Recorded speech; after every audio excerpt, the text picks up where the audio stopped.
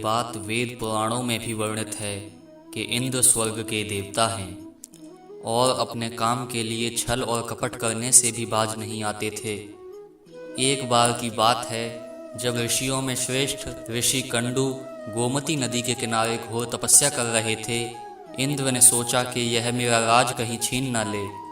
इस कारण उनकी तपस्या से दुखी होकर इंद्र ने अत्यंत सुंदर अप्सरा प्रमलोचा को चुना और ऋषि कंडू की तपस्या भंग करने के लिए भेज दिया। प्रमलोचा बहुत खूबसूरत थी।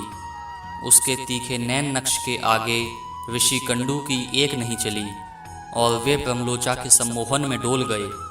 अब ऋषि कंडू पूजा पाठ और तपस्या भूलकर पूरी तरह से गृहस्थाश्रम के मोह में फंस गए और अपनी कड़ी तपस्या भंग कर बैठे। योजना के अनुसार इंद्र और प्रमलोचा का काम हो चुका था।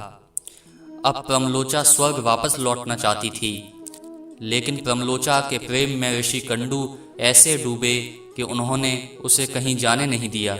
लेकिन प्रमलोचा अब किसी भी तरह स्वर्ग लौटना चाहती थी, लेकिन वो कंडू के श्राप से भी डरती थी, इसलिए चाहकर भी वह कहीं जा नहीं सकती थी।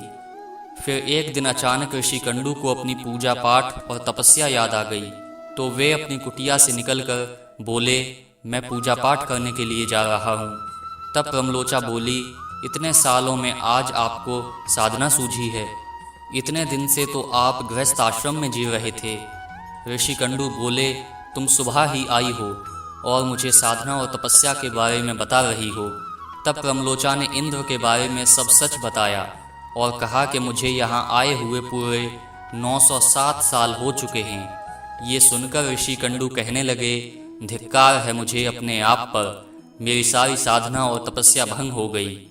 बाद में ऋषि कंडू को अपनी स्थिति का भान हुआ और उन्होंने अप्सरा का त्याग कर फिर से तपस्या करना आरंभ कर दिया।